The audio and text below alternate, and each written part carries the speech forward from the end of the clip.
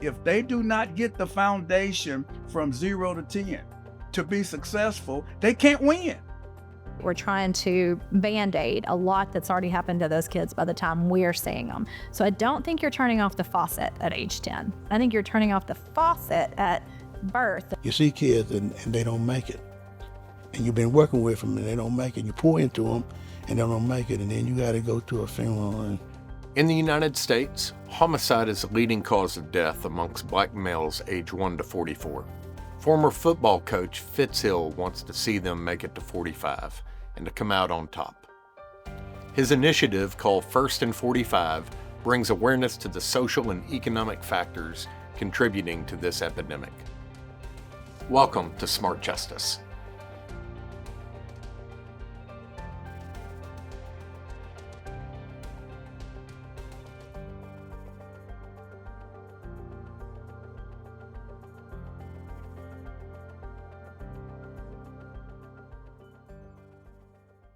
In the early 2000s, Fitz Hill was head football coach at San Jose State University in California, when Hunters Point in San Francisco experienced an especially violent summer. Gang and drug-related violence resulted in numerous unsolved homicides of young African American men. This violence deeply affected the community, leading to a pervasive sense of fear and loss. They had several murders in the city of San Francisco. And I had met one of the probation officers. I was speaking in the Silicon Valley. And he had asked me about trying to do a program for the kids who just were seeing death after death after death. And so what we actually started was I had the city of San Francisco gave our football program a $50,000 grant to bring kids in for a week. And because they wanted to get them out of the city of San Francisco because it was so hot and violent during that summer. So we brought the kids down, got a bus, brought them down, had everything paid for them to eat and to be on campus. And I realized how we changed those kids' lives. Because for them to get on the bus and leave San Francisco and come to San Jose State, 45 miles away, to go into a campus dorm, and the thing that just really, really magnified the impact we were having is when they went to the dining hall. They had never seen ice cream come out of a machine. And so they could eat all they want. And I realized, I said, now, that's like me taking a foreign trip to Italy for a kid to leave San Francisco and come 45 minutes down the Bay Area to there. And then what was really impactful was my football team. They were their mentors. So they got excited about little Johnny and little Dave, that they were taking care of them. And so they just really captivated to them. And so when they were walking, because they were mentors. And so here, many of my kids who come from these backgrounds, they saw themselves in these kids. And I never forget, one of the kids was walking across the campus, and he saw the swimming pool. Well, he ran and jumped in. He wasn't even part of the camp because he saw blue water. While recruiting in underserved neighborhoods as a football coach, Hill was disheartened when he met a high school senior who excelled at football, yet couldn't read. He gave up coaching then and became the president of Arkansas Baptist College. He launched the Delta Classic for Literacy, an annual football game promoting literacy in the Delta region. He believes literacy is crucial for breaking the cycles of inequality. So when we started the Delta Classic for Literacy, because I realized if a person can't read, they have to be led. It was a reason that the slave masters did not let the slaves learn to read. Once you learn to read, you can lead yourself. It's interesting when you go to prison, how many people can't read? All right, why? Because they haven't had that mentoring, that guidance that took place after the Civil War. In 2016, Hill established the Research Institute for the Prevention of Gun Violence. We're at 4,000 people in America now that's been murdered to gun violence in the United States of America from January to March 31st. Nearly 4,000. I think it's 3,986. I got it, okay? So now you're going to tell me in America, and you do that average, that's going to end up almost 15, 16,000 people. In any other country, that would be called civil unrest. We go other places to fix their problems. We're not fixing ours. That's a problem to me. And I want to know why I'm the only one thinking it's a problem. Because why? It's tied into this system that we have to disrupt. That's why it's going to take people from the community to say, hey, I no longer want to see this in our community. I no longer want 1 in 3 Black boys or men to be incarcerated in the criminal justice system. We have to change this. It's like the civil rights movement. I mean, what happened? Rosie Parks? Who changed sitting on the bus? Our community changed. Our church changed. We changed this. You can't say, well, America, what you going to do? I'm not even worried. What are we going to do in the community?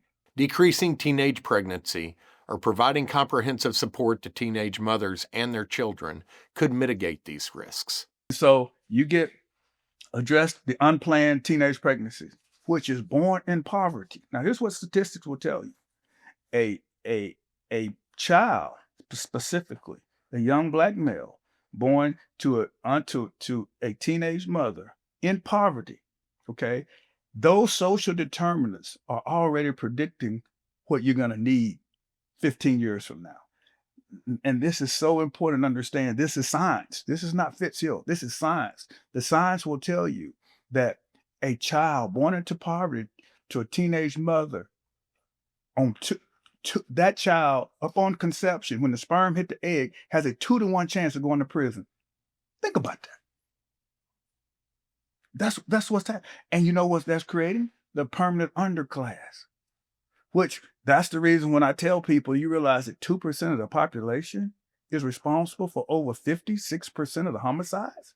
Hill also points to studies that the majority of violent crimes are perpetrated by a small number of violent offenders. So now, if we want a solution, why are we treating the whole deal? This 2% of the population can decrease over half of the homicides in America. We send $40 billion to Ukraine. I can take me, Turtle, and a few others, give us $40 million, and we can decrease the homicide because we can invest the resources where in that specific population if we truly want to do that. Hill says that solutions should start early by identifying warning signs at a young age before kids even become involved in the juvenile justice system or end up in juvenile detention centers. We need to address the determinants of crime, poverty, and the lack of opportunity.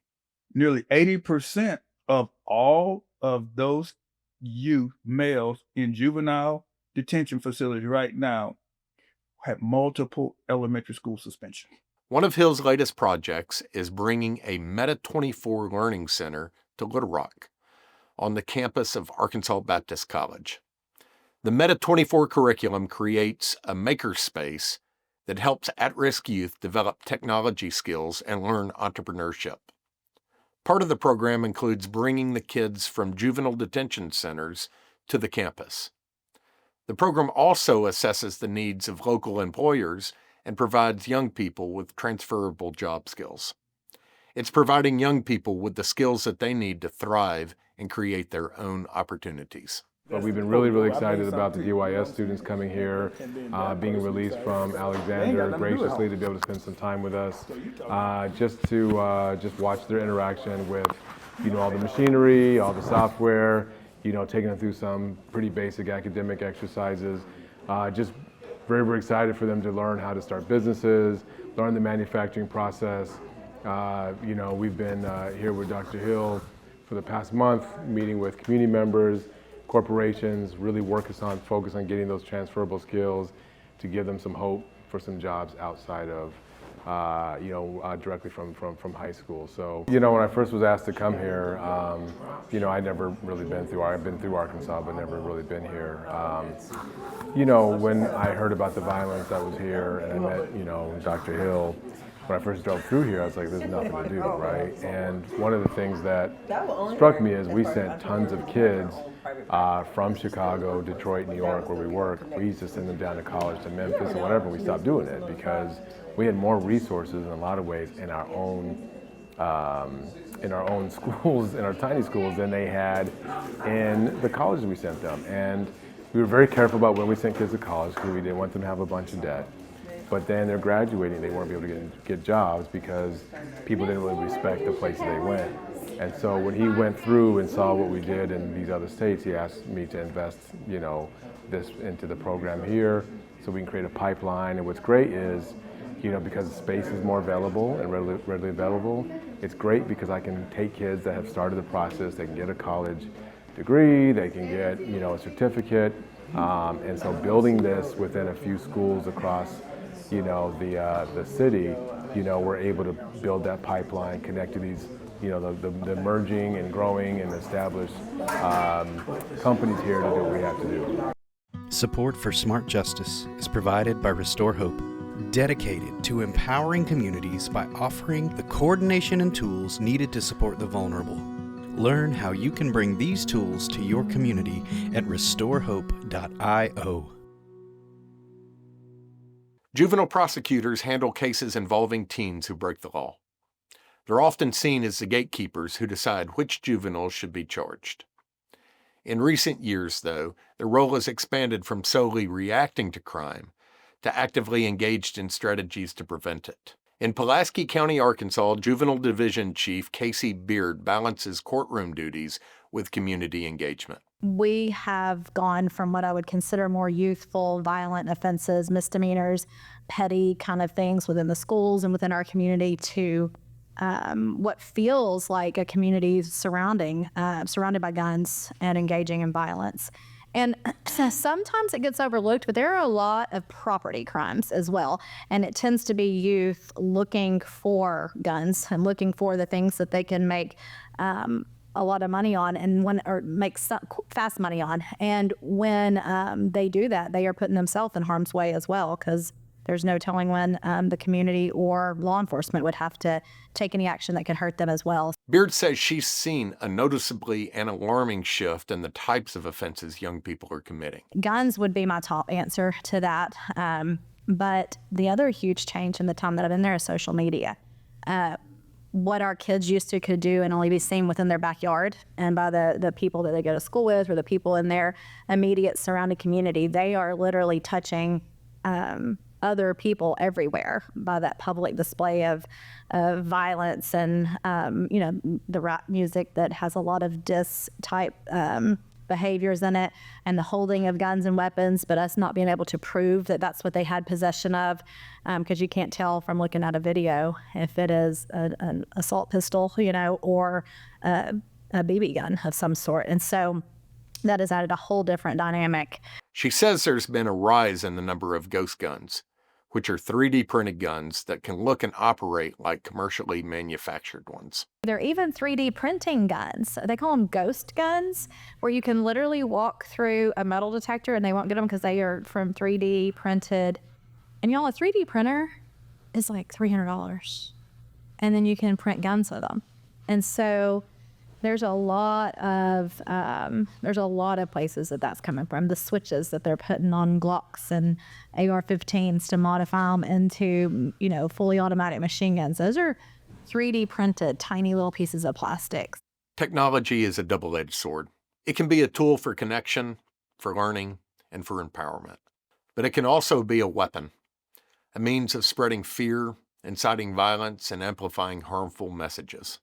Casey Beard has seen the juvenile justice system from both sides. While she serves as a prosecutor today, she also spent many years on the other side of the table as a public defender, defending juveniles accused of crimes. I was basically 25 years old and coming out wanting to work at the public defender's office, and there was a job open in adult circuit court or juvenile circuit court. And I didn't feel like I could be 25 advising men to take, 30 years or 40 years in prison whenever I looked like a child myself to them. And so I took the juvenile court position and then stayed there by choice for 20 years before I left, and came over to the prosecutor's office to be the juvenile division chief. So I ended up there by chance, but I fell in love with it it just probably brought up a passion inside me to help kids and to advocate for kids and to do work for the greater good as it relates to youth in our community. She says while she misses getting to work with each child individually, she sees her role now as going beyond helping one child at a time It's an opportunity to make changes on a larger scale. You can work for what would have been good and right for that kid and work on, making better whatever led to that child being there with you. And you can work on the greater good and not just what that one person needs. So it has been, there is some sadness I have in a courtroom when I look across the table and I know that I used to be the one sitting next to that kid and having the relationship with that kid and building that connection, and that I no longer get to have that one-on-one with the child. But I do sit on this side of the table now where I am and think, well, we're trying to make it better for you for the future, and we're trying to make it better for your kids that are coming up. And so that defense insight that I got from sitting next to them, I guess I would say is what has given me, just the insight that I need to do better work over here. Beard collaborates with various community organizations to implement early intervention initiatives and support families in need. She stresses the importance of identifying at-risk children and families as early as possible. Part of what we are trying to work on is that we never miss a contact. We never miss a chance to pour in. So finding those earliest contacts and making sure that we have been able to wrap something around that point. And I don't know that I'm talking about just the normal ones. I mean, I think the pediatrician's office for wellness visits is an early point of contact. I think the welfare offices where we're getting the little well checks so that people get their formula and they get their, the food stamps and things like that. I think all of those are important points of contact that if someone is showing evidence of struggling, that's a good place for us to have poured into them in the prevention side so that we are giving them the tools and linking them to the assistance that can make them stronger right then, rather than waiting, like you said, waiting until there's a crime. So I'm not really talking about the year before a crime's committed. I'm talking about the 10 years before the crime's committed. If we had a point of contact back when that child was an infant and we could tell that the mom was struggling because of what her needs were or because of her, lack of ability to get her child to pre-K on time every day or her lack of ability to hold down a job, then we're missing a point of contact by not having taught those contacts how to help the family versus just doing the paperwork and pushing it off, if that makes sense. So starting before the crime to me starts, at the point where these babies are born and making sure that we have set that generation right there with that infant up for success. And she says that solutions have to come from within the community. She notes that while prosecution may address immediate incidents, it does not tackle the root causes of juvenile crime, and it is not a balanced approach. In the whole grand scheme of things, I'm not sure that the prosecution of it is what solves it either. It's got to happen more on a community level. It's in mindsets and it's in, morals and values and community and relations and like what Fitz said earlier, the grandparents, what big of a deal they used to be. It's beefing up all of those relationships again to the point where we're creating individuals that don't want that to be a part of their life, don't want that life for themselves or their kids. It's just that in every circle you go in, you could have an advocate for that parallel focus of turning off the faucet while we still react to things. So building prison beds is a reactive behavior. I'm not going to stand in a room and tell somebody to not advocate for that if that's what they feel convicted to advocate for. That just isn't going to solve our problem. So I would just ask that they simultaneously work for, advocate the things that can help turn off the faucet. Support for this podcast is provided by the nonprofit Restore Hope and the 100 Families Initiative, moving families from crisis to career through innovative case management software. Communities can develop strategies to best support those in need in their area and track outcome data in real time to see what's working. Learn more at restorehope.io. In Arkansas, the North Little Rock Academy provides an alternative learning environment for students grades 6 through 12 who struggle in traditional settings. The students are at risk due to factors like trauma, homelessness, behavioral issues, or early parenthood. Several are already involved in the juvenile justice system. Some haven't gone to school in a few years. The goal is to get them back on track towards graduation. Director Sandy Williams says his own experience growing up in poverty fuels his passion for being a positive role model in their lives. I grew up as a kid in an economically depressed home. I did have mom and dad. Of course, my dad, he finished like the second, third grade. My mom finished the fourth grade, and then she, as we got grown, she taught herself how to read, and she ended up, actually getting her high school equivalent degree. But I grew up in that home. The kids just need, they need assistance. I mean, some kids that we deal with, unfortunately, their parents is in a predicament. They're on the same plane. They're raising a friend rather than a child, and as a result, we find ourselves having to parent the child and parent the parent in the education system to try to help that total family. Not only just that family, sometimes it's 3 generations where we're trying to meet with grandpa and grandma and everyone else, and mom and child, to help them be successful, because everybody in the house had to start speaking the same language. So start knowing what we're talking about. It's good for school. Understanding that Johnny has got to go to bed. Johnny can't stay up all night long. Johnny can't be out on the corner all night long. Johnny has to actually come home, get in the bed, get some sleep, and get ready for school. And that conversation that we're having actively, constantly with parents and students in order to help them be successful in school. And we've seen some success. Now, we've had some difficult times. We've had some trials. We have some things that challenge our fate in the process. But we've been able to stand the course and do what we need to do in order to impact positively student life as well as their family life. We make agreement like, okay, so how about you don't smoke in the same room with your child, whatever you smoking? How about you don't put the kid in the car on the way to school and smoke? How about if your kid don't have to sell drugs for you, they can come home at a certain time? Alternative education academies also support students with their responsibilities beyond the classroom. Several students must work jobs so their families can make ends meet. Williams helps them juggle both school and employment, sometimes negotiating with their employers so that they can balance work with pursuing their studies. Teachers and staff at alternative learning environments often engage in home visits or other forms of direct communication with parents or guardians. These visits are part of a broader strategy to ensure that students receive consistent support both at school and at home. Williams says his work often involves a multi-generational approach. Williams encourages parents to take an active role in their children's education and development. He shares strategies with them for supporting their learning and giving them structure. The school provides structure for you. If you are home alone, who provides the structure for you? You do whatever you want to do. And, I told you I was a preacher then. And you don't have to teach people how to do wrong. You have to teach people how to do right.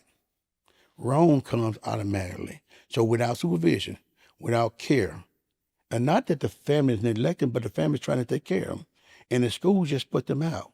So we got to have some alternate educational program. I'm not talking about just alternative education, because we have alternative education, but we have to have alternate education program, community centers. Churches have to play a role there. If this kid can't go to school for 10 days, he's not assigned home 10 days. He's assigned to the community intervention program. He's assigned to the church intervention program, where they have educators there who are still working with that child individually. They keep that child where he needs to be successful. Because when your mind is idle and your body is busy, you always get in trouble. But he has concerns about our education system. He would like a greater focus on financially supporting education, especially for at-risk students, so that we're taking a more proactive approach and engaging in prevention. He points out that sending a troubled youth to a detention facility comes with a hefty price tag of $320 per day. We are paying more as a state and as an agency, as an organization, to incarcerate people that are kids than we are to educate those same kids. And I believe that education is a pathway to progress. Excuse me, I'm a pastor. I always tell my congregation, the education plus salvation is a winning combination. My pastor taught me that. So I'm telling my kids, you got to get educated, but you need to be saved. Because the reality is that education is a pathway to victory, and a pathway to a new way, a new lifestyle, a way out of the situation, a way better in the situation, where you can look back through and say, look where I've come from. And we have to somehow figure out a way, put more money into educating kids. If that means community program where we're teaching kids how to read, because reading is central. Reading is the key. Reading is the key, because if you cannot read, you cannot make it. And so not only we got to teach our kids to read, we got to teach their parents to read. So we got to do that in the community. And so we can no longer be in the schoolhouse to meet our kids' needs. We got to make the school come to the house in order to meet kids' needs. And I think that once we get that mentality, and once the powers that be start pouring money into those situations that are productive funding rather than spending money and incarcerating, I think we can move in a positive direction. Williams says he's also concerned about discipline practices in traditional schools, especially suspensions. When we put them out of school, we open the opportunity for them to get in trouble. If you come to school in elementary school and you get suspended for elementary school, where do you go? If you come to school in middle school and you get suspended in middle school, where do you go? If you come to school in high school and you get suspended, put out of school in high school, where do you go? You go to crime. You break in people's cars. You break in people's houses. You steal. You rob. You do all those things, because education is the link to the pathway of progress. He says suspensions can set a student on a path towards involvement in the juvenile justice system. He's also a believer in year-round schooling. He says it helps prevent learning loss and can also provide a more regular access to support systems such as meals, counseling, and special education programs, which are absolutely crucial for at-risk students. It becomes a safety issue. It's a crime issue. It's a safety issue. It's a socioeconomic issue. It's a humanity issue. It's a generational curse. And so in order to break that, we got to open those doors to the school on a daily basis year-round. But not only that, the school got to come outside of the schoolhouse and get into somebody's house. And we can do that. I think we can turn this thing around. Williams says churches are among the organizations he thinks plays an important role in helping keep kids safe and educated. There's a church on every corner. Why don't those churches meet? And there's a kid in that community on every corner. So that kid is in the community. You don't even have to bus a kid. All you have to do is mandate, okay, I'm going to get the church some books. We're going to send a teacher to the church. And that Johnny going to be at school from 8 to 3. He just can't come to this school, but he can come to that school. And then you sign a person, a care worker in the school. Their responsibility in that church, their responsibility is to go out and get Johnny and make sure that Johnny is showing up on a daily basis. And so Johnny may have a 10-day suspension out of the standard setting, but Johnny needs education. Without action, Williams cautions, the relentless cycle of crime, imprisonment, and tragedy will continue. He says entire communities need to be invested in the problem. You may not see it as your problem now because where you are and where you live, but if you don't address this problem and you don't get aid and you don't care enough to get these kids help, they're going to grow to be your problem. So you can address it now while it's not your problem, or try to address it when it becomes your problem. But once it becomes a problem, it's harder to address it then. We hope you save one kid's life, you save abundant, save a generation. So we keep working with that mentality that hopefully we'll save enough kids that at least make up for the one we lost.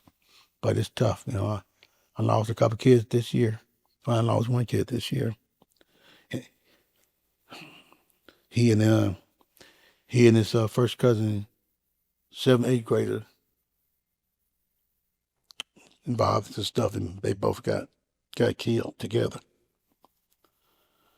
And and I had talked to him like that Friday before he got killed on Sunday, and I talked to him on Friday, and I was telling him, I need you to do this and do that, because what you're doing is going. He said, I'm going to get it together, Mr. Williams. But he didn't get a chance to get it together. Those are stories that hurt you. But then you got to show back up to school, with the rest of the kids and say, hey, I need you to do this. Because you see another kid on that same path. You're just trying to do everything you can to keep that kid from being down that road. Because I want them to live. They deserve to live. Too many of them are dying. The opportunity to act is right now. Coming up on Smart Justice. A lot of people don't trust police officers. One side of my family grew up as like, hey, we don't talk to cops, we don't trust cops.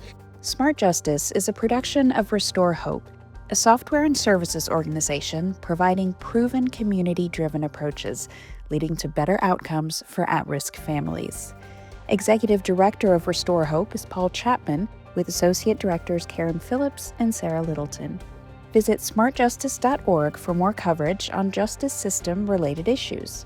There, you can also sign up for our weekly newsletter so you never miss the latest headlines. And please subscribe to this channel and leave us a rating and review.